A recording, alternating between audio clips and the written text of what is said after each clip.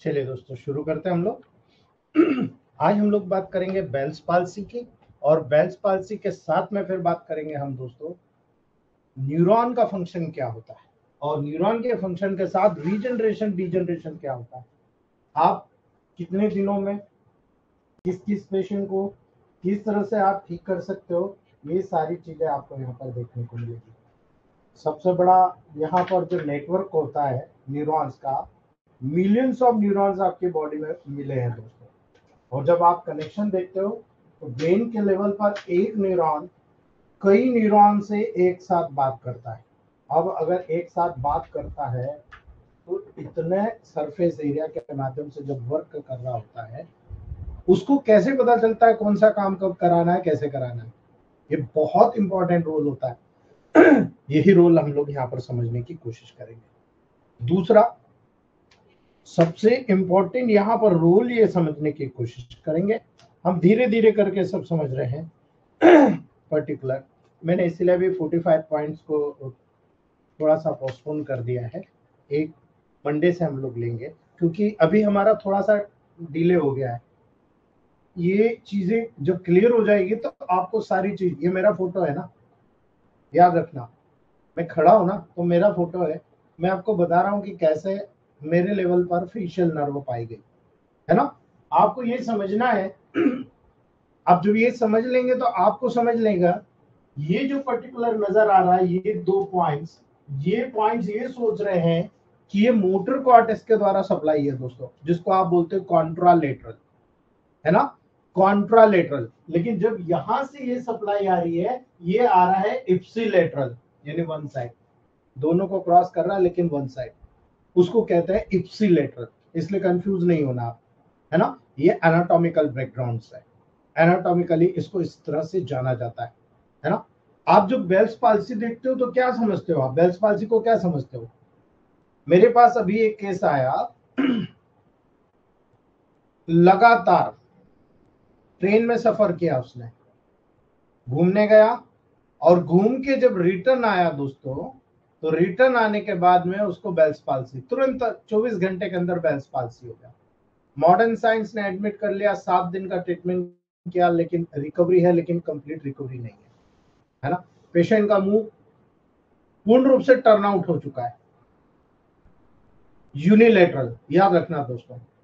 उसका जो facial nerve का प्रॉब्लम था, उसको ठंडी हवा का झोंका जो लगा है, जो पर्टिकुलर समुद्र तल से ऊपर गया था, तो वहां ठंडी ठंडी हवा का झोंका उसने कभी सहन नहीं करा, उसको बहुत ज्यादा ठंड लगती है और उसको फेशियल पैरालिसिस डेवलप हो गया। याद रखिएगा दोस्तों, जब उसको फेशियल वीकनेस डेवलप हुई, तो फेशियल वीकनेस का मोस्ट कॉमन कॉज होता है बेल्स पाल्सी दोस्तों, याद रख लेना। फेशियल नर्व का मोस्ट कॉमन कॉज होता है बेल्स पाल्सी। अब फेशियल नर्व पे तो ये तो क्रेनियल नर्व हो गई है ना, यानी 12 क्रेनियल नर्व में से एक पॉइंट आप आज हम समझने की कोशिश कर रहे हैं, ये है फेशियल नर्व, जिसको हम बोलते हैं 7th क्रेनियल नर्व, है ना। याद रखना, अगर यहां पर ऊपर की तरफ जा रहा है तो अपर मोटर न्यूरॉन, यहां नीचे की तरफ जा रहा है, यहां से ऊपर है, तो ये जो पोर्शन होगा ये अपर मोटर न्यूरॉन के कंट्रोल में होगा, ये जो पोर्शन नीचे की तरफ जा रहा है ये लोअर मोटर न्यूरॉन के संबंध में होगा दोस्तों। याद रखना, जो 7th फेशियल नर्व के लोअर मोटर न्यूरॉन के लीजन के कारण होता है। क्लियर कट इंडिकेशन समझ लेना, यहाँ पर लोअर मोटर न्यूरॉन जो नीचे की तरफ जा रहा है, उस लोअर मोटर न्यूरॉन के लीजन के कारण सभी एज ग्रुप में पाया जाता है, बहुत सेक्सेस को अफेक्टेड करता है। कोई जरूरी नहीं कि मेल को ज्यादा होगा फीमेल को कम होगा, ऐसा नहीं है, सबको इक्वली अफेक्ट करता है ना। चलो ये तो एक उदाहरण हो गया, लेकिन मैं आपको बता रहा हूं मॉडर्न साइंस ये कहता है ये अपर रेस्पिरेटरी ट्रैक्ट इन्फेक्शन के रिपीटेड, है ना, रिपीटेड अटैक के कारण सबसे ज्यादा होता हुआ देखा जाता है। बिल्कुल करेक्ट है दोस्तों, मैक्सिमम केसेस में वायरल इन्फेक्शन इसका कारण माना जाता है। प्रेगनेंसी के दौरान बहुत सारी महिलाओं में बेल्स पाल्सी होता हुआ देखा जाता है। डायबिटीज का पेशेंट में तो ज्यादातर केसेस में बेल्स पाल्सी होता देखा जाता है ना। जो इम्यूनो सप्रेसेंट होता है, यानी जिनमें इम्यूनिटी से कॉम्प्रोमाइज कर दिया जाता है, उनमें हाइपरटेंशन के जितने पेशेंट्स होते हैं, जितना लंबे समय से आप मतलब वहां पर मेडिसिन लेते आ रहे हो, डेफिनेटली आपको वहां पर देखने को मिलता है ना। एचआईवी के केसेस में जब ह्यूमन इम्यूनो डेफिशिएंसी वायरस होता है दोस्तों, जब सीरो कन्वर्जन हो जाता है, यानी जो CD4 सेल्स है वो बहुत ज्यादा अफेक्टेड हो जाती है, तब जब वो सीरम में कन्वर्जन हो जाता है, इतने वायरस हो जाते हैं कि वायरल लोड बढ़ जाता है।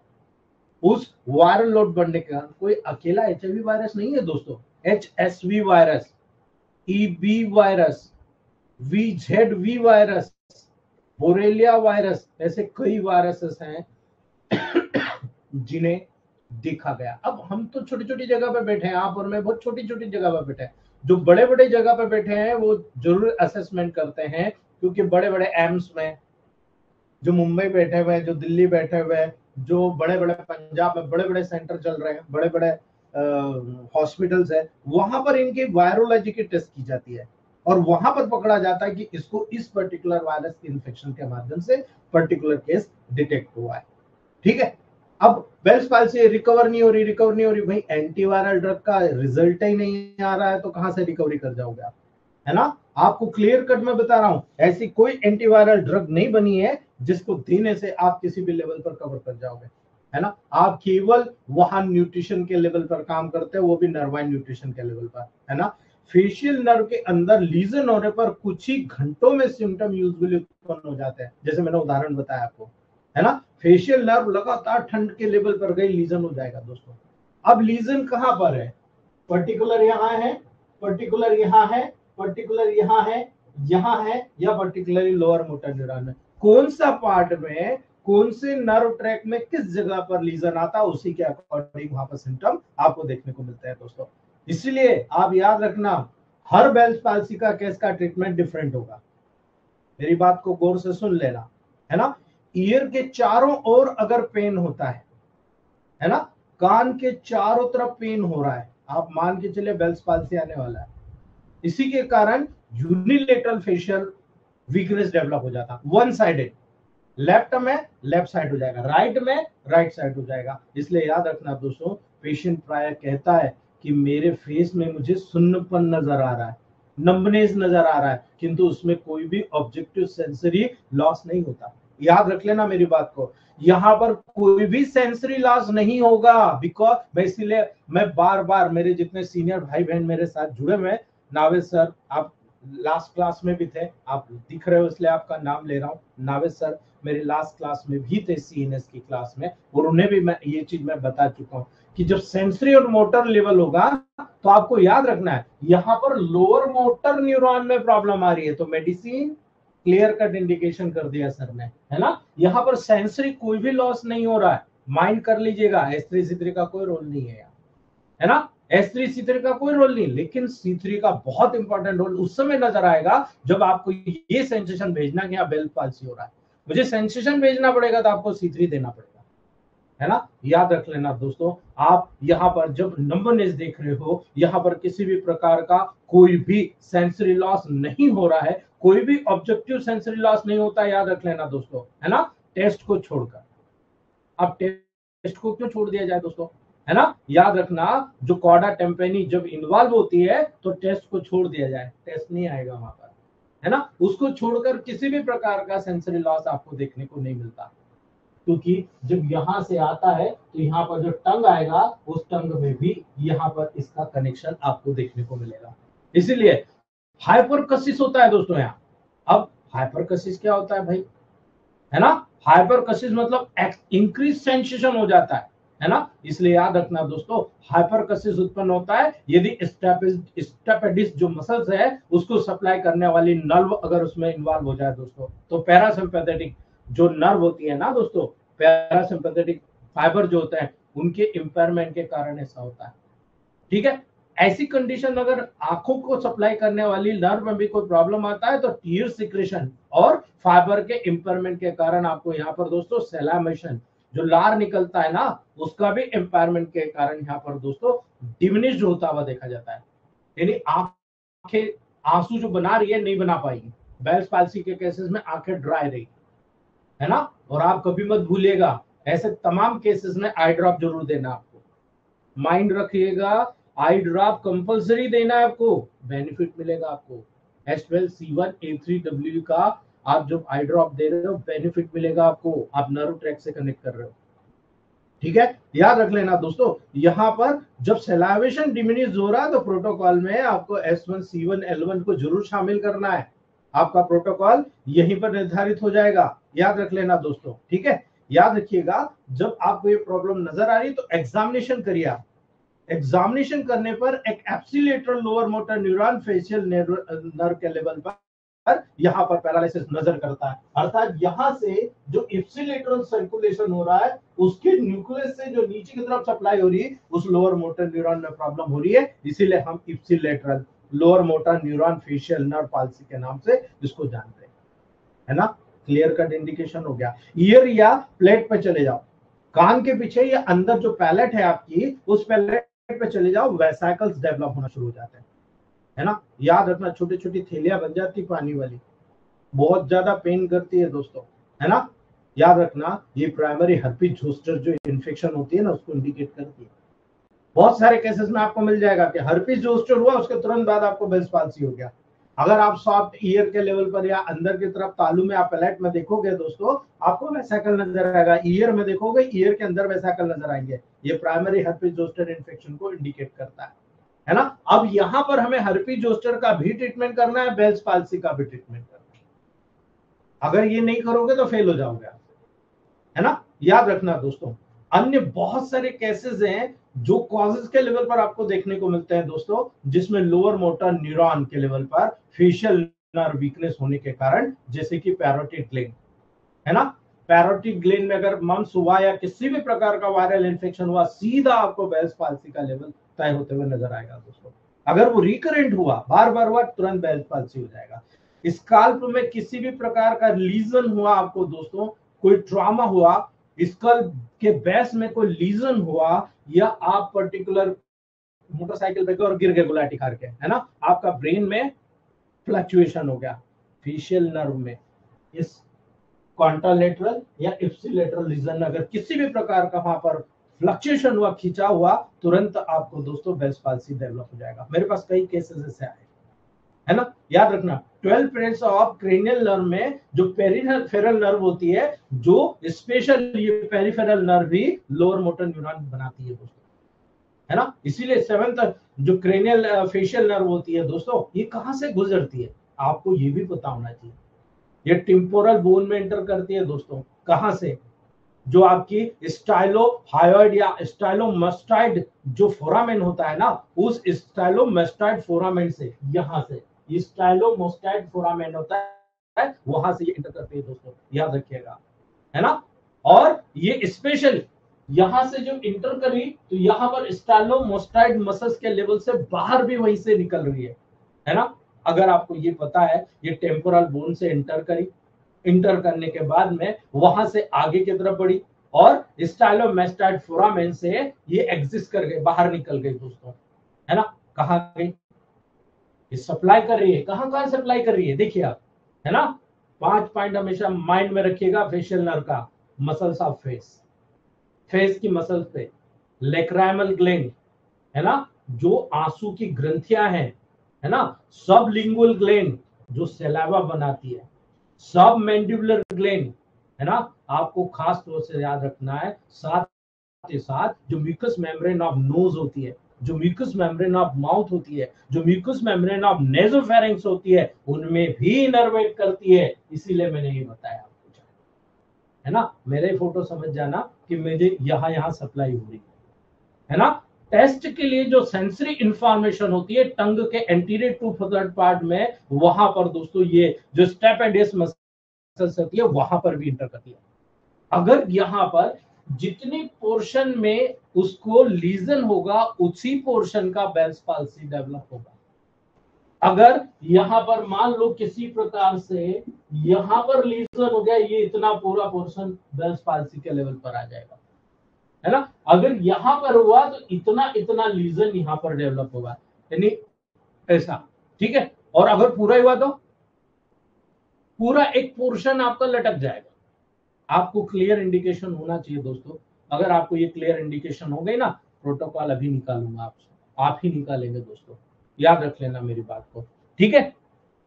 जब आप यहां पर इसकी पूरी कॉम्प्रोमाइज को देख रहे हो, सर्कुलेशन को देख रहे हो, तो मैं आपको क्लियर इंडिकेशन दे रहा हूं, यहां पर आप जाइए S5A3 के साथ। जाओगे या नहीं जाओगे आपको निर्धारित करना है, मैं आपको क्लियर इंडिकेशन दे रहा हूं। S5A3W को अल्टरनेट कर दीजिए C3F1Y के साथ। यहां पर आपको किसको रिलैक्स करना है ना, आपको किसको रिलैक्स करना है, C3F1Y।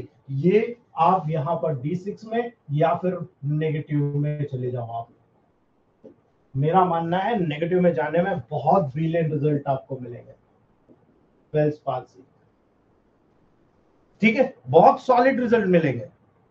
यहां पर एक प्रोटोकॉल जो मुझे सबसे ज्यादा यहां संतुष्टि देता है, दिल को तसल्ली देता है, वो होता है S12 वाला, अल्टरनेट S12।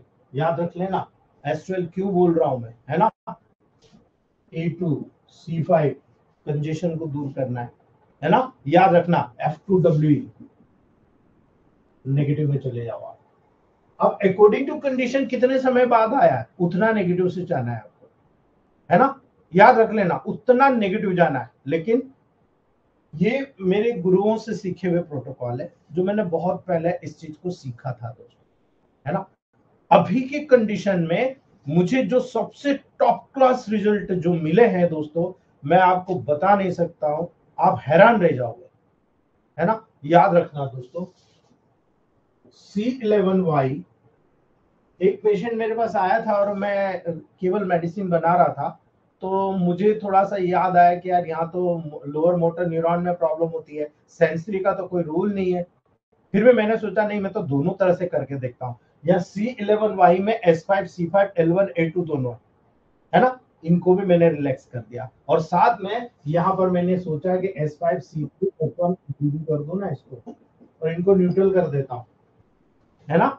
मैंने इनको न्यूट्रल कर दिया और यहां पर जनरल टॉनिक में मैंने D6 में, सॉरी D3 में यहां पर S1 C1 एक्स्ट्रा डाल के दे दिया, ठीक है। यहां पर S1C1 एक्स्ट्रा डाल के दे दिया, वो भी D3 में। Can you believe it, only 24 hours में रिजल्ट आना शुरू हो गया और within 1.5 month there is complete cures of Bell's palsy, है ना। मैक्सिमम डॉक्टर ने कहा था कि इसको 6 महीने से साल भर आपका ट्रीटमेंट चलेगा, तब जाकर आपका बेल्स पाल्सी शुरू होगा। अब हमें क्या मालूम था यार, हम इतना जल्दी ठीक कर देंगे, गलती हो गई हमारे से, है ना। याद रखना 1.5 महीने के अंदर दोस्तों पेशेंट ठीक हो गया, ओनली 1.5 month, ठीक है। अभी एक चैलेंजिंग केस आया था मेरे पास, हमारे एक डॉक्टर ने भेजा था, गुजरात का केस था, अर्टिकारिया ठीक नहीं कर पा रहे थे, अर्टिकारिया ठीक नहीं हो रहा था दोस्तों। मैंने केवल लोशन बना के दिया था, मैंने कहा भाई ये ले जा बस, इसके अलावा कुछ नहीं देता। आप बिलीव नहीं करोगे, केवल लोशन से स्किन ऑयल। और आप कल ही मेरी बात देवांगन सर से व्हाट्सएप पे हो रही थी, देवांगन सर ने भी इसी चीज को अप्रिशिएट किया कि जो फंगल लोशन है, वो फंगल लोशन को D7 में आप जो बनाते हो, स्किन 1 को 200, स्किन 2 को 200 में देते हो, मिरेकल रिजल्ट आ रहे हैं। कल ही हमारी बात हुई और आज सुबह सुबह मेरे पास मैसेज आया उस पेशेंट का, sir it is totally miracle, what is electrohomoeopathy. आपने तो कोई इलेक्ट्रिक शॉक दिया नहीं मुझे, लेकिन सामने वाले डॉक्टर को शॉक लग गया, और जिसको ट्रीटमेंट दिया वो डेंटिस्ट है दोस्तों, BDS MDS कर रहा है, वो डेंटिस्ट है, और उसका अर्टिकारिया मॉडर्न साइंस ठीक नहीं कर पाया, और हमने विद इन 7 days, ज्यादा दिन नहीं हुए, 7 days ओनली एक्सटर्नल एप्लीकेशन से ठीक किया, केवल एक्सटर्नल एप्लीकेशन। मैं इसीलिए मुकेश बाबू सर को हैट्स ऑफ करता हूं, बंदे ने मुझ में भी अलग जगह दिया कि मैं भी अब जितना भी टाइम मिलता है मैं एक्सटर्नल के बारे में सीखता हूं, और प्रॉपरली अब एक्सटर्नल एक लड़का लगा लिया मैंने। अभी तक मैं सेल्फ करता था, अभी लड़के लगा कर भी मैं उसका काम केवल एक्सटर्नल एप्लीकेशन मैं बताता हूं कैसे करना, बस वो कर देता बच्चा, ठीक है। आदिवासी बच्चा है, गरीब है, पढ़ रहे, दोनों पति पत्नी है, शादीशुदा है, दोनों पढ़ रहे हैं। मैंने कहा आओ मैं तुमको खर्चा देता हूँ, मेरे पास बैठा कर और ये सीखा कर, है ना। और वो इतना ब्रिलियंट काम कर रहा है, बड़ा मजा आ रहा है। अभी हमारे देवास वाले डॉक्टर जायसवाल सर आएंगे, उनको मिलाऊंगा मैं उस लड़के से, वो देखेंगे कि कितना बच्चा कितना बढ़िया मिला है मुझे, है ना। याद रखना दोस्तों, जब यहाँ पर आप मोटर कॉर्टेक्स के लेवल पर जाते हो ना, तो आपको याद रखना मोटर कॉर्टेक्स मतलब ये पूरा एरिया जो होता है, मैंने कल बताया था, ये मोटर कॉर्टेक्स होता है, इससे लेना देना है हमको, है ना। यहाँ पर अपर मोटर न्यूरॉन, है ना, upper motor neuron left right दोनों में जा रहा है ना। राइट में जो लोअर मोटर न्यूरॉन जा रहा है, अगर उसमें अपर साइड ऑफ फेस के लेवल पर होगा, तो फेशियल न्यूक्लियस के लेवल पर जो आप देख रहे हो इप्सिलेटरल सर्कुलेशन हो रहा है ना। ये इंफॉर्मेशन मोटर कॉर्टेक्स का दोनों साइड को प्राप्त करता है, यानी दोनों साइड में इंफॉर्मेशन प्राप्त होता है, राइट एंड लेफ्ट दोनों साइड में। इसीलिए लोअर मोटर न्यूरॉन फेस के लोअर साइड में ही केवल कॉन्ट्रालेटरल जो मोटर कॉर्टेक्स से इंफॉर्मेशन आती है उसको ही केवल रिसीव करता है। ये आपको खास तौर से याद रखना है, केवल यहां पर जो कॉन्ट्रालेटरल मोटर कॉर्टेक्स से इंफॉर्मेशन आ रही है, ये जो इंफॉर्मेशन आ रही है उसी को ये रिसीव करता है। और ऐसी कंडीशन में जो इंफॉर्मेशन लोअर मोटर न्यूरॉन का जो डैमेज होता है, पर्टिकुलर कौन से पार्ट पे डैमेज हो रहा है, यहां डैमेज हो रहा है, यहां डैमेज हो रहा है, यहां हो रहा है, यहां हो रहा है, कहां पर हो रहा है, उसी के अकॉर्डिंग सिम्टम आपको देखने को मिलेगा। इसीलिए बहुत कॉन्ट्रालेटरल और इप्सिलेटरल मोटर कॉर्टेक्स से साथ साथ में जो इंफॉर्मेशन आती है वो अपर फेस से वहां पर लॉस्ट हो जाता है। यहां पर जो साथ साथ आ रही है ना, तो अपर फेस के लेवल पर उनके इंफॉर्मेशन का लॉस हो जाता है दोस्तों। इसीलिए, है ना, कॉन्ट्रालेटरल मोटर कॉर्टेक्स से इंफॉर्मेशन का लोअर फेस से लॉस होता है। यहां पर दोनों साथ साथ आ रही है, लेकिन यहां नीचे तो केवल लोअर मोटर न्यूरॉन आ रहे हैं, इसलिए इंफॉर्मेशन का लॉस केवल लोअर मोटर न्यूरॉन पर होता है। तो वो जिस पार्ट को सप्लाई करता है वो वहां पर डिस्प्यूट हो जाता है। इसीलिए इप्सिलेटरल साइड पर भी, जब आप यहां पर इप्सिलेटरल साइड पर देखोगे दूसरी साइड पर, वहां पर भी जितना आपको नजर आ रहा ना, वो पूरा का पूरा पार्ट वहां पर पैरालाइज हो जाता है। पूरा उनका जो संबंध होता है, जो साथ में जो पैरेलल आ रहा, पूर्ण रूप से वहां पर लॉस हो जाता है। इसलिए जब आप टेबल प्रैक्टिस में बुक करेंगे तो आपको क्लिनिकल मैनिफेस्टेशन पे खास तौर से जाना पड़ेगा दोस्तों, है ना। आपको वहां पर जब सिम्टम देखना है तो पेशेंट से पूछिए कितना समय होगा आपको, पूरा ट्रीटमेंट उसी के ऊपर डिपेंड करेगा। यदि वो कहता है कि नहीं साहब मुझे तो अभी सडनली हुआ है ना, आप सीधे के सीधे जनरल टॉनिक D3 S1C1 अभी का भी दीजिए उसको, हर घंटे में दीजिए फ्रीक्वेंटली, है ना। याद रखना दोस्तों, क्योंकि जब डेवलप होता है उसके 48 घंटे बाद में बहुत वर्स हो जाता है, बहुत ही बुरी कंडीशन होती है पेशेंट की। पेशेंट साइकोलॉजिकल एंजाइटी डिप्रेशन में चले जाता है, अरे बाप रे ये क्या हो गया, लकवा हो गया मेरे को, है ना। याद रखना दोस्तों, माइल्ड वीकनेस होती है लेकिन total facial paralysis of one side देखने को मिल जाती है, एक साइड का पूरा लटक जाता है दोस्तों, है ना। याद रखना, ड्राइनेस ऑफ आईज होगा, ड्रूपिंग ऑफ आईलिड्स, आंखें नीचे की तरफ लटक जाएगी, डिसअपीयरेंस ऑफ नेजोलेबियल फोल्ड, जो नेजोलेबियल फोल्ड होते हैं ना, इसका डिसअपीयरेंस हो जाता है। यहां से जैसे ये अपन, ये दिख रहा है ना फोल्ड, ये बिल्कुल फोल्ड अब्सेंट हो जाएगा। ड्रूपिंग ऑफ माउथ, आप देखो आपका माउथ पूरा ड्रूप हो जाएगा, लटक जाएगा, है ना। Dryness of side of the mouth, उस साइड के माउथ में जहां पर आपको ये पैरालिसिस हुआ है पूरा ड्राइनेस हो जाएगा, है ना। Loss of taste of anterior two third, आगे की जो एंटीरियर टू थर्ड टंग है वो यहां पर दोस्तों टेस्ट को लॉस कर देगा।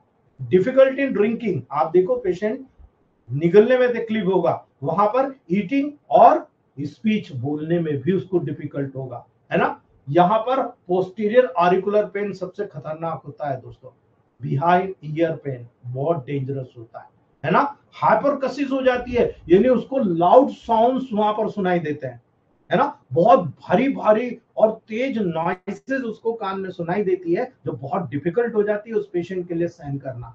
कोई ने थोड़ा सा चम्मच पटका, उसको लगेगा बहुत बड़ा तगारा पटक दिया है, यानी छोटी सी चीज बड़ी होकर हाइपरकसिस के रूप में उसको सुनाई देती है। इसलिए मॉडर्न साइंस कहता है कि भाई कोई ब्रेन ट्यूमर तो नहीं है, किसी कारण प्रेशर तो नहीं हो रहा, तो एमआरआई सीटी स्कैन, है ना, वो वहां पर करते हैं और वो कहते हैं 6 मंथ में क्योर हो जाता है ना। फिजियोथेरेपी, कार्टिकोस्टेरॉइड, जमाने भर की चीजें वहां पर उनको देते रहते हैं। लेकिन आप याद रखना दोस्तों, यहाँ पर ये जो प्रोटोकॉल है ये तो जबरदस्त काम करता ही करता है। एनाल्जेसिक को भी जब आप यहाँ पर 30 पोटेंसी में देते हो ना दोस्तों, बहुत बड़ा अमृत है। हेड ऑयल देते हो ना, बहुत बड़ा अमृत है। स्पाइनल ऑयल देते हो ना, बहुत। आप इनको कंप्रेस करवा दीजिए, ऑयल मत दीजिए, कंप्रेस कर दीजिए, आप रिजल्ट देखिएगा, है ना। With in a short period आपका पेशेंट आपको बोलेगा कि सर आपने क्या अमृत दिया है, मैं कभी भी इतना अच्छा महसूस नहीं किया, मैंने 15 दिन 20 दिन महीने भर मॉडर्न साइंस का ट्रीटमेंट लिया और आपने क्या कर दिया, आपने जो मेडिसिन किया क्या कर दिया। इतना बढ़िया रिजल्ट यहाँ पर आपको बेल्स पाल्सी का देखने को मिलता है। अभी हमारी मलिका मैम ने भी एक केस ठीक किया है, बहुत अच्छा रिक्वायरमेंट मिला है ना। यहाँ पर हाई पोटेंसी का भी बहुत अच्छा रोल है, लेकिन मेरा मानना है यहाँ पर हाई पोटेंसी नेगेटिव में जब जाते हैं तो यहाँ पर फ्रीक्वेंट डोज नहीं चलता, और यहाँ पर हमें फ्रीक्वेंट डोज देने की जरूरत होती है, न्यूट्रिशन की जरूरत होती है। अगर इसके साथ आप general tonic, natural tonic class चला देंगे तो 2 गुना ज्यादा रिजल्ट मिलता है। ये जितना रिजल्ट नहीं दे पाएगा ना जनरल टॉनिक, नेचुरल टॉनिक से, इसीलिए देखो मैंने S1C1 फ्रीक्वेंटली बताया, आप देख लेना, इमीडिएट रिस्पॉन्स मिलेगा दोस्तों, ठीक है। तो ये हमने बेल्स पाल्सी। नेक्स्ट बात करते हैं हम, माइलिन शीट का फंक्शन क्या होता। हमने कल देखा था नर्व के ऊपर माइलिन शीट, यानी myelinated non myelinated nerve fibre. हम जब नर्व के फंक्शन की बात करते हैं तो हमें माइलिनेट शीट के फंक्शन के बारे में जानना है। जिस भी न्यूरॉन के ऊपर माइलिन शीट पाई जाती है, बहुत तेजी से कंडक्शन होता है, जो इंपल्सेस एक नर्व से दूसरे नर्व के ऊपर पास होता है ना, बहुत तेजी से होता है। तो माइलिन शीट वाले न्यूरॉन कहाँ पाए जाएंगे, माइलिन शीट नर्व फाइबर के माध्यम से इंपल्सेस के दोस्तों फास्टर कंडक्शन के लिए रिस्पॉन्सिबल, और इसीलिए माइलिनेटेड नर्व फाइबर में इंपल्सेस एक नोड से दूसरे नोड पर जंप करता है। आप टीवी में देखते हो ना, इस प्रकार से इंपल्सेस आपको लाइट बताते हैं, है ना, वो एक नोड से दूसरे नोड पर जंप करते हुए वो इंपल्सेस होती है। और इस प्रकार के इंपल्सेस के ट्रांसमिशन को हम दोस्तों साल्टेटरी कंडक्शन कहते हैं। ये एक नर्व है, इस नर्व पर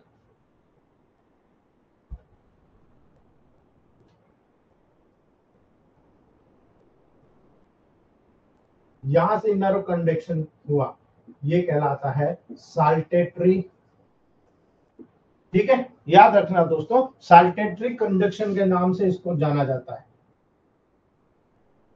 ये बहुत इंपॉर्टेंट है आपके और मेरी प्रैक्टिस के लिए दोस्तों। यदि ये साल्टेटरी कंडक्शन नहीं होगा, आप किसी भी एक इंपल्स से दूसरे इंपल्सेस के, एक नर्व से दूसरे नर्व के लेवल पर आप नहीं ले जा पाओगे, और नहीं ले जा पाओगे, आप देखो ब्रेकेज हो गया, आपका फंक्शन लॉस में चला जाएगा, है ना। यहाँ पर इंसुलेटरी कैपेसिटी होती है इसी शीट के कारण। अब इंसुलेटरी कैपेसिटी क्या होती है, माइलिन शीथ की इंसुलेटिंग कैपेसिटी सबसे हाई होती है दोस्तों, और इसी क्वालिटी के कारण माइलिन शीथ नर्व इंपल्सेस के सिंगल नर्व फाइबर के अंदर रिस्ट्रिक्ट कर देती है ना। यानी आप एक तार देखते हो, है ना, तार के ऊपर आप देखो कोटिंग होती है, कवरिंग होती है ना, और उस कवरिंग के अंदर जो तार होता है उसमें भी कोटिंग होती है ना। तो नर्व इम्पल्स के सिंगल नर्व फाइबर के अंदर वो रिस्ट्रिक्ट कर देती है दोस्तों, इसीलिए नेबरिंग नर्व सेल के स्टिमुलेशन को प्रिवेंट कर देती है। यानी एक नर्व उसके अंदर से निकली तो वो नर्व सिंगल नर्व फाइबर के लेवल पर जाएगी, दूसरे नर्व फाइबर को वहां पर स्टिमुलेट नहीं करेगी। अर्थात एक नर्व फाइबर ऑल और नन लॉ का फॉलो करता है, यानी एक साइड अगर इंपल्स जा रही है तो या तो जाएगी या बिल्कुल भी नहीं जाएगी, ये ऑल और नन लॉ कहता है। यानी एक साइड नर्व इंपल्स आएगी तो एक साइड जाएगी तो जाएगी, और नहीं जाएगी तो फिर बिल्कुल नहीं जाएगी। ये रूल्स है, फाइनल है, ये नर्व फाइबर का रूल है दोस्तों, यानी नर्वस सिस्टम का रूल है कि यहाँ पर नेबरिंग नर्व सेल को स्टिमुलेशन को प्रिवेंट कर दिया जाता है।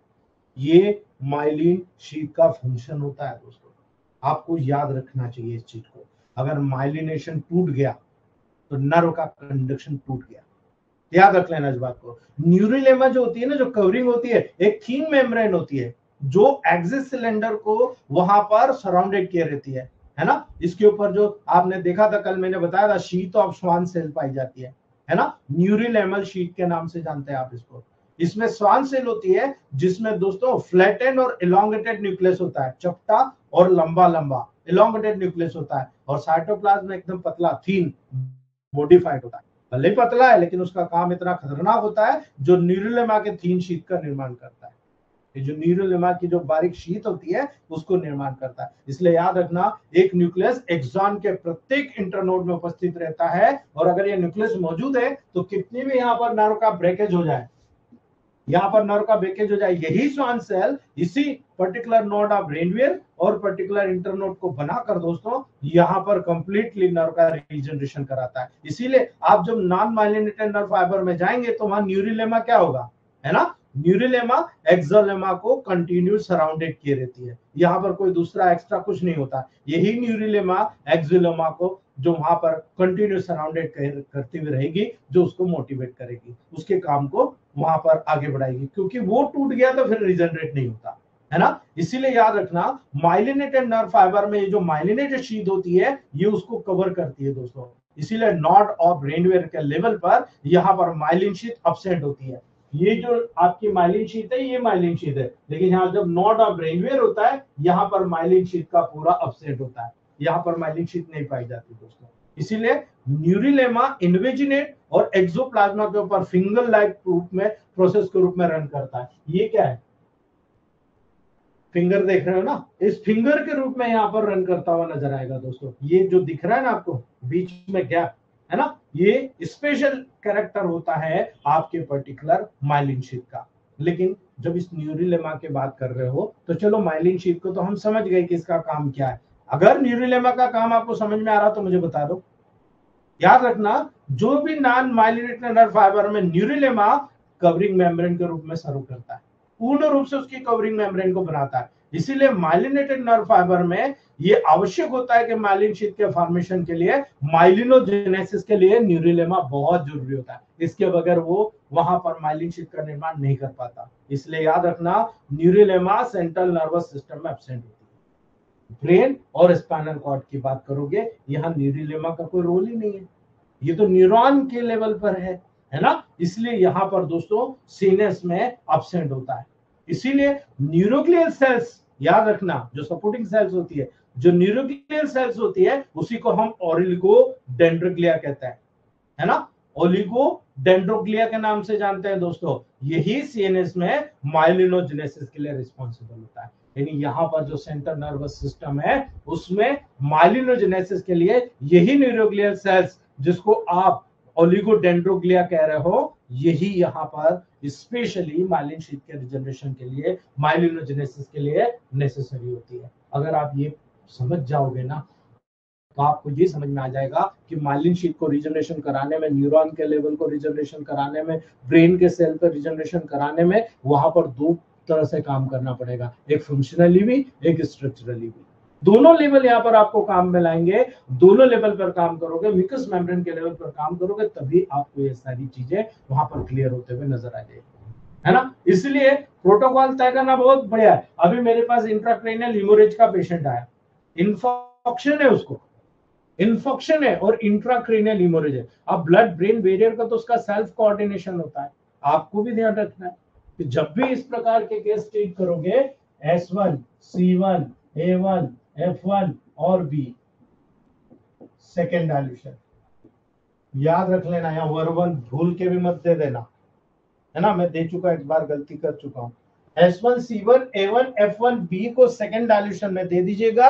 अंदर जितना भी इंफ्रैक्शन हो रहा है या इंट्राक्रेनियल हेमोरेज हो रहा है, इससे कवर हो जाएगा। क्यों कवर होगा? क्योंकि आपने अंदर के स्ट्रक्चर में अभी देखा, हमने यहाँ पर परकिंस अपना बेल्स पाल्सी में भी देखा कि S1, C1 का कितना बेटर रोल नजर आ रहा है ना। ये प्योरली नर्व सेल के लेवल पर हम बात कर रहे हैं, है ना। नर्व सेल के जितने भी फंक्शनल डिफॉल्ट होंगे वो इससे कवर हो जाएंगे। अगर नर्व सेल को रिजेनरेट कराना है तो C5 को मोर नेगेटिव प्लस G को आपको देना ही पड़ेगा, उसके बगैर आप ठीक नहीं करा सकते, है ना। याद रख लेना इस बात को। तो यहाँ पर कई फैक्टर्स होते हैं, न्यूट्रोफिन्स भी होता है ना, जिसको हम न्यूरोट्रोफिन्स कहते हैं।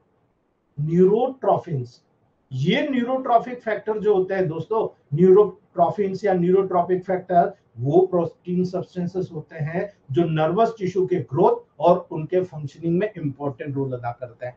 अगर आपको किसी भी नर्व डैमेज के पेशेंट में, पैरालिसिस के पेशेंट में या किसी इंजुरी के पेशेंट में आपको ट्रीटमेंट करना है, तो आपको यहाँ ये पता होना चाहिए। नर्व तो कहीं भी यूट्यूब पे देख के सीख लोगे, लेकिन न्यूरोट्रॉफिन्स को पकड़ना बहुत जरूरी है ना। आपको ये पता होना चाहिए कि यार ये आदमी है, इसके न्यूरोट्रॉपिन का सिक्रेशन का सोर्स कहां पर है, मैं कौन से पार्ट पे, ब्रेन के कौन से पार्ट पे मेडिकेशन करूं कि मैं यहाँ पर न्यूरोट्रॉपिन्स को बढ़ा दूं। तो सबसे पहले मुझे ये मालूम होना चाहिए ये न्यूरोट्रॉपिन्स क्या है ना। और न्यूरोट्रॉपिन्स है तो इसका काम क्या है, बॉडी में कहाँ मिलता है। न्यूरोट्रॉपिन्स बॉडी के बहुत सारे टिश्यू के द्वारा प्रिपेयर होता है, माइंड कीजिएगा इस बात को। न्यूरोट्रॉपिन्स बॉडी के बहुत सारे पार्ट के द्वारा, बहुत सारे टिश्यू के द्वारा सीक्रेट होता है। पर्टिकुलरली कहां पर, मसल्स में, न्यूरॉन्स में और न्यूरोग्लियल सेल्स में, जिसको आप एस्ट्रोसाइट्स कह रहे हो, है ना। कल हमने पढ़ा था एस्ट्रोसाइट्स, ग्लायल सेल्स, ठीक है। ये वो सेल्स हैं जिनके लेवल पर म्यूटेशन कराकर, जिनके लेवल पर सर्कुलेशन बढ़ाकर, जिनके पार्टिसिपेशन को स्ट्रांग बनाकर आप किसी भी प्रकार के यहाँ पर न्यूरोट्रॉफिन्स को जनरेट करा सकते हो। और न्यूरोट्रॉफिन वो प्रोटीन सब्सटेंसेस होते हैं जो यहाँ पर बहुत नेसेसरी होते हैं नर्व की ग्रोथ और उनके रिप्रोडक्शन के लेवल पर। माइंड कर लेना इस बात को। आप जब इस लेवल पर आप उसको स्टिमुलेट करेंगे तो उसका स्टिमुलेशन ही आपका एक बहुत बड़ा हथियार होगा कि आप नर्व को रिजनरेट करा पा रहे हो या नहीं करा पा रहे हो। अभी क्या होता है, हमारे ग्रुप में पिछली बार कई नर्वस सिस्टम के पेशेंट आए और हमारे ग्रुप के कुछ जो सीनियर डॉक्टर्स है बहुत समझदार थे, उन्होंने इस चीज को पकड़कर मेडिकेशन किया और कुछ केवल प्रोटोकॉल लिखने वाले थे, केवल प्रोटोकॉल लिख लिया, बाकी सब गायब कर दिया। तो जो पूरा समझ के कर रहा था वो धड़ाधड़ पैरालिसिस के पेशेंट को ठीक कर रहा था, और जो व्यक्ति इस चीज को नहीं समझ रहा था वो पर्टिकुलरली, अरे यार सर ये तो कहीं ना कहीं डुप्लीकेसी कर रहे हैं, इनको रिजल्ट मिल रहा मुझे नहीं मिल रहा। भाई मैं ओपन चैलेंज करता हूं, आप केवल करके देख लो, ठीक है, आपको रिजल्ट आना शुरू हो जाएंगे। आप दिमाग से करके देख लो, रिजल्ट आना शुरू हो जाएंगे, क्योंकि आपने केवल समझा, उस समझ को अपीयर नहीं करा आपने। अब जब अपीयर नहीं करोगे तो आप पार्किंसोनिज्म को कैसे ठीक करोगे, डिमेंशिया को कैसे ठीक करोगे, एल्जाइमर डिसीज को कैसे ठीक करोगे, पॉसिबल ही नहीं है दोस्तों। आपको समझना पड़ेगा। हमने समझा भाई, हमें कोई ने नहीं समझाया। न्यूरोट्रॉपिन्स के फंक्शन को समझ लीजिए, सेंट्रल नर्वस सिस्टम या peripheral nervous system, nerve cell की ग्रोथ और डेवलपमेंट को कराने के लिए न्यूरोट्रॉपिन का सिक्रेशन बहुत इंपॉर्टेंट होता है। यदि आप किसी भी नर्व सेल के ग्रोथ कराना चाहते हो, उसका डेवलपमेंट कराना चाहते हो, आपको यहां पर स्पेशली याद रखना पड़ेगा कि मैं न्यूरोट्रॉफिन्स का सिक्रेशन कैसे कराऊं, ठीक है। नर्व सेल के सर्वाइवल और रिपेयर को प्रमोट कराते हो। भाई आप क्या करते हो, आपको जीना है मत खाओ खाना, नहीं मेरे को जीना है, खाना क्यों नहीं खाओ, खाऊंगा मैं, है ना। यही चीज याद रखना दोस्तों, नर्व सेल के लेवल पर भी सर्वाइवल और रिपेयर को प्रमोट करने का काम यही न्यूरोट्रॉपिन्स करते हैं। आप B12 लेते हो, B12 करता क्या है, नर्वस सिस्टम का न्यूट्रिशन है, वो नर्व सेल को रिजनरेट कराता है, ग्रोथ कराता है, उसके रिपेयर को प्रमोट कराता है, यही तो आप भी चाहते हो, है ना। नर्वस टिश्यू और जो न्यूरोनल ट्रांसमिशन होते हैं उसको मेंटेनेंस में इंपॉर्टेंट रोल अदा कर रहा है। यानी ये तीन मेन काम आपने देख लिए न्यूरोट्रॉफिन्स के, central nervous system, peripheral nervous system में नर्व की ग्रोथ और डेवलपमेंट कराना, दूसरा नर्व सेल के सर्वाइवल और उसके रिपेयर को प्रमोट कराना, तीसरा नर्वस टिश्यू और जितने भी न्यूरोनल ट्रांसमिशन जो इंपल्सेस हो रही है दोस्तों आगे जा रही है उनको मेंटेनेंस करने में इंपॉर्टेंट रोल अदा करना। अर्थात ऐसा नहीं कि इस पार्ट में ज्यादा भेज दी, पार्ट में कम भेज दी, ऐसा नहीं होगा, यहां से सीधा ब्रेन को भेजना है ना, ब्रेन को भेजने के बाद ब्रेन से पूरा उसका जो जवाब आता है उसको भी लेकर आना, अर्थात सेंसरी और मोटर नर्वस सिस्टम का बैलेंस कराना, है ना। इसलिए आपको यहाँ पर अगर कोई भी प्रोटोकॉल बनाना है, मैं आपको शॉर्टली समझाता हूँ कैसे बना सकते हो आप।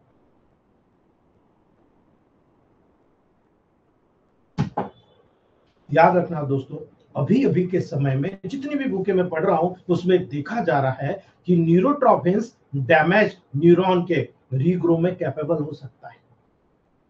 अभी जितनी भी न्यू बुकें आई हैं, अभी मैं डेविडसन की बुक पढ़ रहा था कल, जब मैंने सेरिब्रल पाल्सी का उसमें स्टडी किया आप लोगों के लिए, तो मुझे दो चीजें नई नजर आई। अब मॉडर्न साइंस के डॉक्टर्स भी मानने लग गए हैं कि पैरालिसिस के पेशेंट को भी रिग्रोथ किया जा सकता है। अरे दोस्तों, वो अपने ट्रैक पर आ जाए, हमारे से केस छीन ले, उसके पहले अपन लोगों को एक्टिव हो जाना चाहिए। अभी के समय में देखा गया है कि जो न्यूरोट्रॉफिक डैमेज न्यूरॉन को रीग्रो कर रहे हैं, कैपेबल हो सकते हैं, हम लोग बहुत तेजी से कर सकते हैं। इसीलिए ये इंडिकेट करता है, ये शो करता है, वो लोग इसलिए कह रहे हैं कि वो पार्किंसनिज्म पे रिसर्च कर रहे हैं, वो लोग इसको नॉन क्यूरेबल डिसीज मानते हैं, डिमेंशिया नॉन रिकॉग्नाइजेबल और नॉन क्यूरेबल डिसीज मानते हैं। इनका जो प्रोग्नोसिस है, आपके एल्जीमर डिसीज का प्रोग्नोसिस नहीं मानते, पुअर मानते हैं। लेकिन मैं आपको कहता हूं, आप अपने दिल से पूछेगा, पार्किंसन डिसीज, एल्जीमर डिसीज जैसे जितने भी डिमेंशिया के डिसीज, जितने भी नर्वस डिसऑर्डर के डेवलपमेंट सिम्टम हो, उसको रिवर्स करने के पॉसिबिलिटी पैदा कर रहे हैं दोस्तों। ये मॉडर्न साइंस भी मान रहा है। और ये प्योरली, जैसे होम्योपैथ में मेडिसिन होती है हाइपेरिकम, है ना, हाइपेरिकम, हमारे इलेक्ट्रोमोपैथ में होती है F1W1 वाई का भी नाम ले सकते हैं हम, है ना। याद रखना दोस्तों, ये Parkinson disease, Alzheimer disease, even nervous disorder के जितने भी डेवलपमेंट सिम्टम्स होते हैं उनको रिवर्स करने की पॉसिबिलिटी को पैदा कर रही है। और इसीलिए मैं आपको डंके के चौथ पे कहता हूं दोस्तों, यहाँ पर S3, S2, S6, C4, है ना, याद रखना S12, C5, ये वो मेडिसिन है जो जनरल टॉनिक, नेचुरल टॉनिक में अप एंड डाउन करके देते रहिए, आपका पेशेंट रिकवर हो जाएगा। आप S6 को मत भूलिएगा, glucocorticoid, mineralocorticoid, life saving, life protecting hormone के लेवल पर वो भी जबरदस्त इंपैक्ट डाल रहा है पार्किंसनिज्म के लेवल पर, एल्जीमर डिसीज के लेवल पर, डिमेंशिया के लेवल पर, है ना। याद रखना इस बात को। आप यहाँ पर S3, F1, L1, W या RA, है ना, वहां पर आप इसको पॉजिटिव में लीजिए या न्यूट्रल में, D4 या D5 में लीजिए, वहां पर C4, S2 की दो ड्रॉप डाल दीजिए, है ना। आप देखिए क्या बढ़िया रिजल्ट मिलता है ना। याद रखना, Parkinson disease S2, S6, C4 के इर्द गिर्द है। मिनरलाइजेशन कैपेसिटी बढ़ा दीजिए ब्रेन की तरफ, आप ग्लैंडुलर सिक्रेशन S2 से बढ़ा दीजिए, मिनरलोकॉर्टिकॉइड, ग्लूकोकॉर्टिकॉइड S6 से स्टिमुलेंट अलग दे दीजिए सिंगल, आप देखिए। इसीलिए मैंने आपको कहा मल्टीविटामिन 1 और 2। मैं डंके की चोट पे कहता हूं, मल्टीविटामिन 1, 2 सिंथेसिस यानी संजीवनी, ये तीन मेडिसिन साइमल्टेनियसली इसके चला दो, दुनिया के कोई ताकत आपको न्यूरोलॉजिकल डिसीज को क्योर करने से रोक नहीं सकता। मैं डंके की चोट पे बोलता हूं आपको, ठीक है। अगर आप मल्टीविटामिन 1 और 2 ले रहे हो, डबल डबल RE ले रहे हो, इसमें डालने की जरूरत नहीं, प्लेन ले लो आप, है ना। S2, S3, S5, S12, C12, sorry S12, C5, ये वो मेडिसिन है जो डंके के चोट पे न्यूरोट्रॉफिन पैदा कर देगी दोस्तों। इसीलिए न्यूरोट्रॉफिन्स का कमर्शियली प्रिपरेशन का उपयोग किया जा रहा है दोस्तों। इस न्यूरल डिसऑर्डर के ट्रीटमेंट में आप उठा के देख लीजिएगा, जितने भी इन केसेस का ट्रीटमेंट मॉडर्न साइंस के लेवल पर मेडिकल में अवेलेबल है ना, आप उसको नोट कर लीजिएगा और पढ़ लीजिएगा न्यूरोट्रॉफिन्स को, आपको पूरा क्लियर निकल के आ जाएगा, यार हम तो ये चीज बहुत बारीकी से समझ रहे थे, यहाँ तो बहुत बड़ी बात हो रही है ना। हम बहुत क्विकली कवर कर रहे हैं, मॉडर्न साइंस आज भी वो नहीं समझ पा रहा है। हम सीधे ब्रेन के लेवल पर काम कर रहे हैं, क्योंकि ऑर्गन्स की रेमेडी है, आपको पता है ना। इसीलिए आपको ये भी पता होना चाहिए कि चलो न्यूरोट्रॉफिन से ये काम कर रहा है, चलो मोड बता दो कैसे काम कर रहा है। न्यूरोट्रॉफिन रिसेप्टर के द्वारा एक्ट करता है। आपकी बॉडी में कोई भी ऐसी गतिविधि नहीं होती, कोई भी केमिकल सीक्रेट होता है ना, इनएक्टिव रूप में होता है। माइंड कीजिएगा इस बात को, इनएक्टिव रूप में होता है। कोई एंजाइम चाहिए होता है उसको एक्टिव करने के लिए, और जब एंजाइम उसको एक्टिवेट कर देता है तो वो जिस जगह जाएगा उस जगह उस ऑर्गन का रिसेप्टर होना चाहिए, सेल रिसेप्टर, जो इस प्रोटीन को वहां पर जाकर कनेक्ट करेगा, प्रोटीन रिसेप्टर कॉम्प्लेक्स बनाएगा, है ना। तो इस न्यूरोट्रॉफिन में भी प्रोटीन सब्सटेंसेस को न्यूरोट्रॉफिन के रूप में आइडेंटिफाई किया जा चुका है दोस्तों। और इसीलिए एनजीएफ एक पेप्टाइड है जिसके साथ में 118 अमीनो एसिड पाए जाते हैं दोस्तों। और इस एनजीएफ का प्रत्येक मॉलिक्यूल 2 अल्फा यूनिट्स और 2 बीटा सब यूनिट्स और 2 गामा सब यूनिट्स में बना रहता है। अल्फा बीटा गामा तीनों सब यूनिट्स पाई जाती है दोस्तों। केवल याद रखना बीटा सब यूनिट को, केवल बीटा सब यूनिट को याद रखना, ये नर्व ग्रोथ स्टिमुलेटिंग एक्टिविटी को प्रमोट करती है। जो बीटा सब यूनिट होती है ये स्पेशली यहां पर नर्व ग्रोथ एक्टिविटी को प्रमोट करती है, और यही नर्व की अर्ली ग्रोथ, मेंटेनेंस, उसके सर्वाइवल को प्रमोट कर जाती है। यही हम लोग करते हैं। आपको ध्यान हो, जितने सीनियर डॉक्टर्स हैं आपको ध्यान हो, मैं आपको बार बार कहता हूं S1 1000 F1 1000 को आप वीकली, कभी कभी इमरजेंसी हो तो डेली भी दे सकते हो, वीकली या मंथली दे दो। वो क्या करवा रहे हो आप, ये न्यूरॉन की अर्ली ग्रोथ, मेंटेनेंस, सर्वाइवल को प्रमोट करा रहे हो दोस्तों। क्यों? क्योंकि आप न्यूरोट्रॉफिन के एक्शन को स्टिमुलेट करा रहे हो। आपने ब्रेन को सिंपैथेटिक पैरासिम्पैथेटिक के लेवल पर स्टिमुलेट कर दिया, और इसीलिए पर्टिकुलरली वो न्यूरॉन्स जो पेन के साथ कंसर्न हो रहे हैं, याद रखना, पर्टिकुलरली वो न्यूरॉन जो पेन के साथ कंसर्न हो रहे हैं, इसीलिए जो सिनेप्टिक या आप कह सकते हो सिंपैथेटिक एनजीएफ भी यहां पर उसको कहा जाता है दोस्तों। ये सेरेब्रल हेमिस्फीयर के जो कोलिनर्जिक न्यूरॉन्स होते हैं उनकी ग्रोथ को स्टिमुलेट कर देता है। अब जो कोलिनर्जिक एनर्जी प्रोड्यूस करता है, तो आप क्या कर रहे हो, मेडिसिन हाई पोटेंसी में दे रहे हो तो क्या प्रोड्यूस कर रहे हो, आ रहा समझ में? अब मैं इसीलिए आपको कहता हूं, मैं कोई भी चीज बोलता हूं तो उसके पीछे लॉजिक होता है। हमारे राकेश सर कहते हैं मैंने पकड़ लिया, गौरव सर कहते हैं मैंने पकड़ लिया, धनशी मैम कहते हैं नहीं सर मैंने भी पकड़ लिया, ठीक है, मल्लिका मैम बोलते हैं पकड़ लिया, हमारे वर्मा सर बोलते हैं पकड़ लिया। इसलिए याद रखना दोस्तों, ये जो कोलिनर्जिक न्यूरॉन्स की ग्रोथ है ना उसको स्टिमुलेट कर जाता है। इसीलिए साथ ही साथ जो माइलिन शीथ के रिपेयर को प्रमोट करता है। मैं इसीलिए आपको कहता हूं S1 F1 1000, ये भी एनर्जी है, जो एनर्जी यहां जनरेट करा रहे हो ये भी वहां पर नर्व के लेवल पर। भाई आपने कहा कि कोई भी इलेक्ट्रोमेपैथ मेडिसिन को नेगेटिव करो, नर्वाइन हो जाती है, सिंपैथेटिक पैरासिम्पैथेटिक पे काम करती है, तो आपने तो 1000 डायल्यूशन दे दिया, ये तो अणुबम परमाणु बम पे बिठाने वाला काम हो रहा है ना। आपने वो दे दिया ब्रेन के लेवल पर, आप वेट करो, 15 दिन में 1 डोज दे दो, आप वेट कर लो, है ना। अगर आपके पास समय, वेट कर लो, कोई बात नहीं। ये कोलिनर्जिक, जो कोलिनर्जिक नर्व फाइबर है उनकी ग्रोथ को स्टिमुलेट कर देगा। अगर ग्रोथ हो गई ना, दुनिया की कोई ताकत रोक नहीं सकता दोस्तों। 100% रिजल्ट आपका वेट कर रहा है ना। इसीलिए मैं कह रहा हूं माइलिन शीथ की रिपेयर को प्रमोट कर जाएगा दोस्तों। अब आप सोच लो, आपने एक नर्व के माइलिन शीथ को प्रमोट करा दिया तो आपने कितना बड़ा काम करा दिया। वही काम आप C5 नेगेटिव जी से करा रहे हो, है ना। आपने यहाँ डायरेक्टली कहा नहीं, मुझे पहले हर नर्व की शीट चेक करो, ये डैमेज नहीं, ये डैमेज नहीं, बदलो, रिप्लेस करो, नहीं बना। आपने पहले ही कह दिया तो प्रॉब्लम ही सॉल्व हो गई। बाद में आप कोई भी प्रोटोकॉल देते रहो साथ में। तो एनजीएफ का इसीलिए कमर्शियल प्रिपरेशन किया जा रहा है दोस्तों। आप बिलीव नहीं करेंगे, सांप के जहर से, स्नेक वेनम से मेल माउस की सब मैक्सिलरी ग्लैंड के एक्सट्रेटेड करके वहां से ट्रीट किया जा रहा है दोस्तों। चूहे के, है ना, बहुत सारे नर्वस डिसऑर्डर में इसका उपयोग ट्रीटमेंट के लिए किया जा रहा है दोस्तों। जैसे अल्जीमर डिसीज हुआ, है ना, न्यूरॉन डिजनरेशन हुआ, स्पाइनल कॉर्ड इंजरी हुआ, सिंपैथेटिक न्यूरॉन डिसीजेस हुई, जितनी भी एज बढ़ने के कारण होने वाली न्यूरॉन की डिसीज है ना, जो डिजनरेटिव डिसीज होती है, वहां किया गया। तो मैंने आपको हमेशा बताया है D4, D5, D6 क्रॉनिक में, D7, D8, D9 degenerative destructive disease में, है ना। आप देख लो, आपको मैं कह रहा हूं जो 1:9 का रेशियो को फॉलो करता है, D7, D8, D9, आप सीधा 200, 1000, 5000 पे चले जाओ, ये भी वही काम कर रहे हैं, है ना। याद रख लेना इस बात को। इसीलिए बहुत सारे न्यूरोट्रॉफिन्स आपको यहाँ पर निकल कर आएंगे, बहुत सारे जो आपके ब्रेन के लेवल पर बन रहे हैं और बहुत ही ग्रेटली वहां पर वर्क कर रहे हैं। लेकिन हमें इसको समझना पड़ेगा। मैंने कई जगह आपको बता दिया है दोस्तों, लेकिन यहाँ पर नर्व के लेवल पर बताना इसलिए जरूरी है कि आपको ये चीज पता होना चाहिए कि ये ग्रोथ फैक्टर कितना इंपॉर्टेंट होता है। इसका नाम नोट करिएगा दोस्तों, आपके दिमाग में नाम नोट करिएगा, BDGF, brain derived growth factor, है ना, ब्रेन डेराइव्ड न्यूरोट्रॉफिन ग्रोथ फैक्टर, है ना। कहां पाया जाता है? Can you believe it?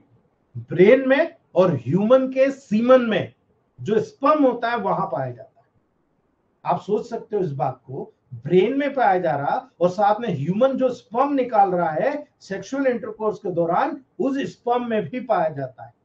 जो एम्ब्रियोनिक न्यूरल क्रेस्ट होती है, जो अराइज होते हैं, वहां पर भी सेंसरी और मोटर न्यूरॉन के सर्वाइवल को प्रमोट करता है। आप सोच लीजिए कितनी बड़ी बात है ना। जो एम्ब्रियोनिक यानी जो बच्चा पैदा हुआ, जायगोट बना, एम्ब्रियो बना, उस एम्ब्रियोनिक की जो न्यूरल क्रेस्ट होती है, एपिडर्म, आपके एपिडर्म, मायोडर्म, इंडोडर्म, जो पर्टिकुलर जहां से ये डेवलप हो रहा है दोस्तों, वहां पर जो सेंसरी और मोटर न्यूरॉन्स है उनके सर्वाइवल को प्रमोट करता है। अगर ये चीज अच्छी बनेगी ना, सर्वाइवल रेट भी जबरदस्त होता है दोस्तों। पेरिफेरल नर्वस सिस्टम में उदाहरण बताऊं, सेंसरी न्यूरॉन जो पिरामिडल सिस्टम होता है, ये जो पिरामिडल सिस्टम है, याद रखना हम पढ़ेंगे, ये जो पिरामिडल सिस्टम होता है, जो पिरामिड्स होते हैं जो ब्रेन के लेवल पर काम करता है, इस पूरे पिरामिडल सिस्टम को मोटर न्यूरॉन को प्रमोट करता है, उसको प्रोटेक्ट करने का काम करता है। यानी जो मोटर न्यूरॉन होता है आपके बॉडी के जितने भी जो ब्रेन से जो काम होता है आपकी बॉडी में, वो तमाम काम को प्रमोट कराने का काम करता है। इसलिए आप देखिए कितना बड़ा काम आपका ब्रेन डेराइव्ड नेट, आपका न्यूरोट्रॉफिक ग्रोथ फैक्टर यहाँ पर काम कर रहा है ना। इसलिए आपको बताना है, जब आप पेरिफेरल नर्वस सिस्टम में यहां पर काम कर रहे हो तो आपको याद रखना कोलिनर्जिक, डोपामिनर्जिक, है ना, ऑप्टिक नर्व की ग्रोथ को बढ़ाता है। अब इस बात को अगर आप समझ रहे हो तो आप बहुत अच्छे तरीके से समझ जाओगे, जब भी कोई एनर्जिक यानी कोलिनर्जिक, जो एसिटाइल कोलिन से सीक्रेट होता है नर्व एंडिंग से, और वो जो सिंपैथेटिक पैरासिम्पैथेटिक फंक्शन को वहां पर स्टिमुलेट कर देता है। डोपामिन, आप कहते हो ना यार इसको तो बहुत बड़ी प्रॉब्लम है, ये ठीक होगा नहीं, मॉडर्न साइंस मना कर देता है, और आप और मेरे जैसे लोग कहते नहीं यार इसको हंसने की जरूरत है ना। योगाचार्य कहते हैं इसको हंसने की जरूरत है, जितना हंसेगा इसके ब्रेन में डोपामिन बहुत अच्छा बनेगा, इसको खुश रखने की जरूरत है। आप कह दो कार्टून मूवी देख ले, है ना, आप इसको कह दो इसको मजाकिया मूवी दिखाओ, है ना, ये डोपामिनर्जिक का काम करेगा। और यही कारण है दोस्तों, ये ऑप्टिक नर्व की ग्रोथ को बढ़ा देगा। आप कह रहे हो ना ऑप्टिक नर्व ठीक नहीं हो सकती, मैं दावे से कहता हूं, हमारे गुरुदेव आदरणीय दरबारा सर अभी हमारे बीच में नहीं रहे, अभी कुछ दिनों पहले ही उनकी डेथ हुई है। उन्होंने 3 केसेस में चैलेंज कर, कभी उन्होंने हाई पोटेंसी का उपयोग नहीं किया, कभी नहीं किया। वो एक ऐसी कंपनी से जुड़े हुए हैं, वो D6 तक ही जाते थे, ज्यादा से ज्यादा D10 तक। जब से हम लोगों ने उनको गाइड किया कि गुरुदेव आप ये केस को ट्रीट करो इस तरह से, S12 का 1000, C5 का 1000, C1 का 1000 जब हमने चलवाया और जब वहां पर रिजल्ट आया, डोपामिनर्जिक और कोलिनर्जिक का सिक्रेशन बढ़ते हुए देखा उन्होंने। ये उन्होंने, आप में से सीनियर कई लोग यहाँ पर मौजूद है जो इस चीज को जानते हैं, उन्होंने ऑप्टिक नर्व की ग्रोथ को बढ़ाया, जो डैमेज हो गई थी वो डैमेज नर्व का उन्होंने रिकरण कर दिया, रीजनरेशन कर दिया, और ऑप्टिक जो ऑप्थेल्मोलॉजिस्ट है उसको आश्चर्य कर दिया। 7.5 मंथ में ऑप्टिक नर्व के ड्राइनेस को ठीक करके बता दिया उन्होंने। ठीक है, इसीलिए ये सिनेप्टिक ट्रांसमिशन को रेगुलेट कर जाता है दोस्तों। यही तो चाहते हैं हम, हमारा मेन काम क्या है, दो नर्व के बीच में जो इंपल्सेस ट्रांसमिट हो रही है, इस ट्रांसमिशन को ही तो मेंटेन करना है। यही ट्रांसमिशन में तो ब्रेकेज आ रहा है, वही तो प्रॉब्लम आ रहा है। अब वो सेंसेशन में आ सकता है या मोटर, यानी कि आपकी बॉडी से ब्रेन की तरफ हो सकता है या आपकी ब्रेन से बॉडी की तरफ हो सकता है। यही दो चीज में तो इम्बैलेंस हो रहा है। आप इस BDGF का उपयोग करो ना, सिनेप्टिक ट्रांसमिशन को रेगुलेट कर दो ना। इसीलिए आज के समय में मॉडर्न साइंस BDGF का कमर्शियल प्रिपरेशन का उपयोग करके मोटर न्यूरॉन डिसीज के ट्रीटमेंट में उपयोग कर रहा है। अब आप मुझे बता दो, क्लियर कट इंडिकेशन मैंने आपको मेन प्रोटोकॉल के साथ बता दिया कि आप जब S1F1 का उपयोग कर रहे हो तो आप क्यों कर रहे हो, बिकॉज ऑफ BDGF का कमर्शियल प्रिपरेशन मॉडर्न साइंस भी करती है। हम उसी मोटर न्यूरॉन डिसीज के ट्रीटमेंट के लिए, जिससे यहां पर आपके ब्रेन से जो बॉडी के लेवल पर जो फंक्शन आना चाहिए वो फंक्शन नहीं आ रहा, है ना। आप गिर गए, आपका हाथ में पैरालिसिस हो गया, नहीं आ रहा, आप S1F1 को साथ में चला दीजिए। दैट इज द लॉजिक, और यही कारण है हम उसका रिजल्ट लेकर आ रहे हैं। है ना। हमारे ग्रुप में कई सीनियर डॉक्टर्स हैं जो इस चीज को प्रूव कर चुके हैं। ठीक है, दूसरा होता है CNGF, है ना। अब याद रखना, सीलियरी न्यूरोट्रॉफिक फैक्टर, ये जो सीलियरी न्यूरोट्रॉफिक फैक्टर होता है, ये पेरिफेरल नर्व्स, ओक्यूलर मसल्स, आपकी आंखों के मसल्स, और जो आपकी कार्डियक मसल्स, याद रख लेना, मैं बहुत इंपॉर्टेंट चीज बता रहा हूं।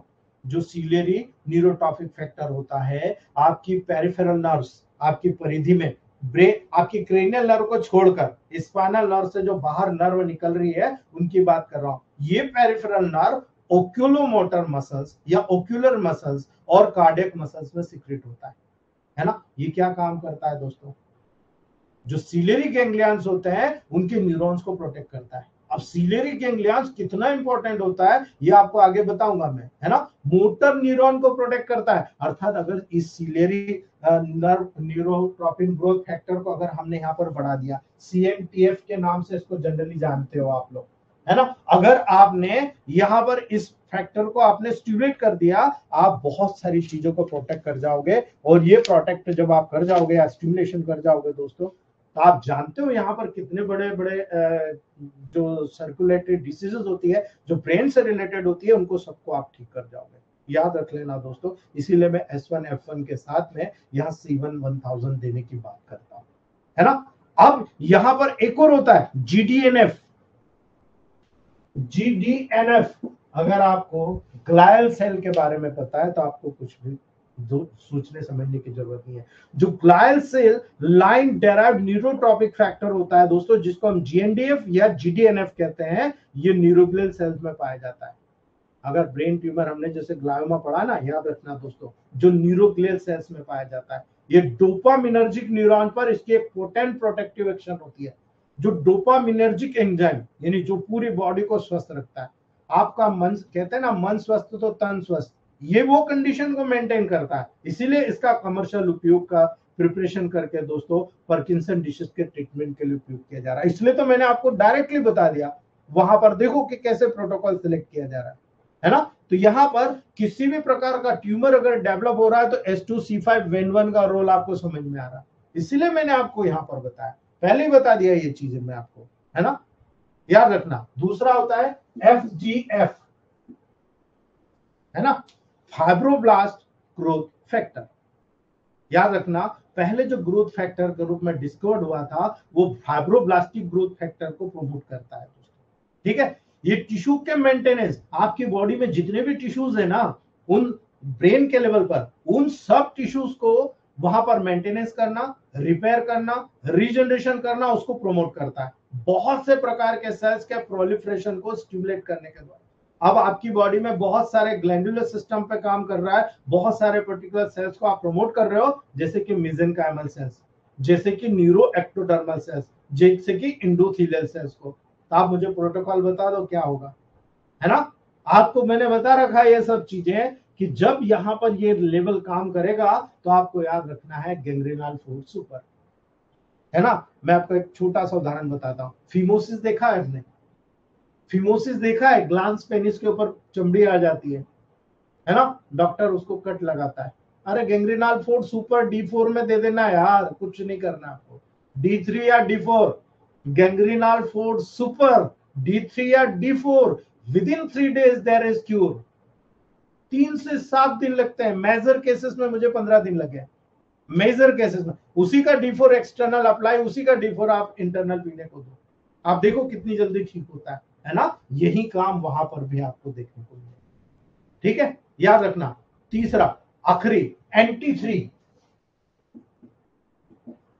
न्यूरोट्रोपिन 3, पूरे नर्वस सिस्टम में पाया जाता है दोस्तों, पूरे के पूरे नर्वस सिस्टम में। यानी आप किसी भी न्यूरॉन्स के लेवल पर, सिनेप्सिस के मेंटेनेंस के लेवल पर, उसके सर्वाइवल के लेवल पर काम करोगे, उसके प्रमोट करोगे, है ना। आप उसको प्रमोट करोगे। नेचुरल टॉनिक को याद कर लो, C1 को याद कर लो, आपको कुछ करने की जरूरत नहीं, न्यूट्रल कर देगा। स्टिमुलेट करना W की जगह आरी, रिलैक्स करना है आरी की जगह वाई। न्यू न्यूरॉन और सिनेप्सिस के डिफरेंशिएशन और उसके ग्रोथ को स्टिमुलेट करता है। इसका मेन काम क्या है, नया न्यूरॉन बनाना, उसके सिनेप्सिस के डिफरेंशिएशन कराना कि ये न्यूरॉन इधर जा, ये न्यूरॉन इधर जा, उनका डिफरेंशिएशन कराना और उनकी ग्रोथ को स्टिमुलेट करना, ये सारा काम NT3 के द्वारा किया जाता है। इसीलिए जब इनका कमर्शियल प्रिपरेशन किया जा रहा है तो ये वो चीजें हैं जो वीकनेस क्रिएट करती है। आप कहते हो ना मुझे फटीग हो गई, भाई डायबिटीज में कितने लोगों ने देखा डायबिटिक न्यूरोपैथी हो रहा है ना? याद रखना है ना, बहुत बड़ी चीज बता रहा हूं मैं। डायबिटिक न्यूरोपैथी है ना, मोटर एक्सोनल न्यूरोपैथी, उसके ट्रीटमेंट में बहुत जबरदस्त काम करता है NT3, है ना? अभी बहुत सारे निकल कर आ गए हैं दोस्तों। ऑक्सफोर्ड यूनिवर्सिटी के अनुसार कुछ नए सब्सटेंसेस न्यूरोट्रॉपिन के रूप में यहाँ पर फैमिली के जैसे उनको रखा गया। NT4, NT5 leukaemia inhibiting factor को आइडेंटिफाई किया जा चुका है दोस्तों, है ना? याद रखना दोस्तों, ये NT4 और NT5 का जो धीरे धीरे लॉजिक निकल कर आ रहा, ये सिंपैथेटिक न्यूरॉन, सेंसरी न्यूरॉन और मोटर न्यूरॉन पर डायरेक्टली एक्ट करते हुए देखा जा रहा है। इसलिए अगर आपको याद हो, मैंने आपको एक एनाल्जेसिक ड्रॉप बताया था, एक न्यूरो बूस्टर बताया था, यानी एनाल्जेसिक बूस्टर को हमने नाम बदल दिया था न्यूरो बूस्टर। ये न्यूरो बूस्टर यहां पर सीधा काम कर रहा है, इस NT3 के लेवल पर सीधा काम कर रहा है। तो दोस्तों ये मैंने एक आपको generalisation of electromyopathy relation with nervous system था, वो मैंने आपको बताया कि मैं कैसे प्रोटोकॉल यहां पर बना रहा हूं, इसके पीछे का मेरा लॉजिक क्या, मैंने आपको सब बताया है ना? कल हम देखेंगे क्लासिफिकेशन ऑफ नर्व फाइबर और ब्रेन की एक नई डिसीज निकाल के लाएंगे दोस्तों, ठीक है? अगर आप में से किसी को कुछ पूछना है तो आप पूछ सकते हो।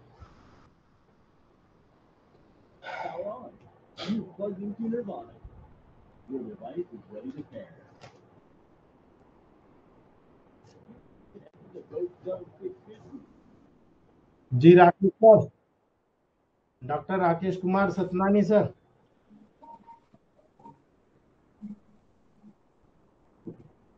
सतनानी सर, राकेश कुमार सतनानी सर जी। सर नमस्कार। क्या बात है जी सर। मजा आया कि नहीं आज? जी बिल्कुल सर, बहुत बढ़िया CNS चल रहा है सर। जी सर ये पूछा था जी कि ये फेशियल में जैसे टोसिस वगैरह भी होता है, इसमें कई बार ग्लैंड भी अफेक्शन हो जाता है क्या सर? बिल्कुल होता है। मिस्थीनिया ग्रेविस में देखो आप, जी है ना? मिस्थीनिया ग्रेविस में टोसिस ही होता है। ये सब मैं लाने वाला हूँ अभी। मैं ठीक। आपको multiple sclerosis, ptosis, myasthenia gravis सब बताने वाला वन बाय वन। जी मेनिंजाइटिस, इंसेफ्लाइटिस और कुछ बचे तो मुझे बता देना, वो भी ले लेंगे, है नहीं ना? सर, अभी तक तो ऐसा कुछ नहीं आया कि आपने छोड़ा पहले ही। ये तो हमें तो एडवांस अपग्रेड हो रहा है सर। एडवांस कोशिश भी कर रहा हूँ ना, क्योंकि मेरी बुक लिखने की पूरी कोशिश कर रहा हूँ मैं, तो जी उसमें जी मुझे सर। स्टडी करना पड़ रही है। तो जो कुछ नया निकल कर आता है ना, तो जी मैं सर। आपको दे रहा जी जी सर। हूँ ना। ठीक है, जी thank you very much sir. Okay जी। Doctor Jharkhand, doctor Shahjahan Pakur sir. Hello. हाँ सर, हाँ, good evening sir. Good evening. Sir ये स्किन वन में सर, हाँ, 3 to 10 डायल्यूशन में मैक्सिमम केस में रिजल्ट मिल रहा है। तो सर जी 200 डायल्यूशन बनाने के लिए क्या मेडिसिन का 200 डायल्यूशन उसको 30 ml RS में डालना होगा ना, उसको किस तरह बनाएंगे?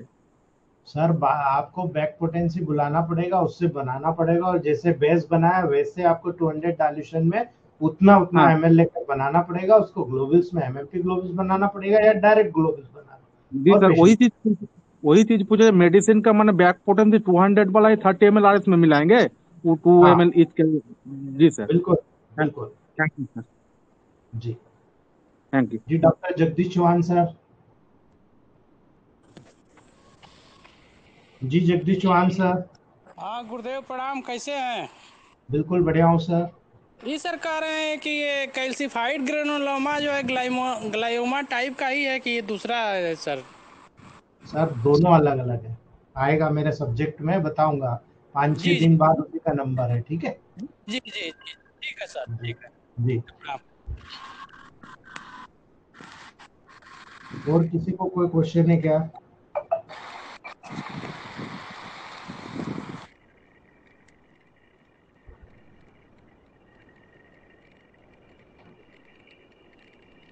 ठीक है दोस्तों, आज हम लोग यहीं समाप्त करते हैं।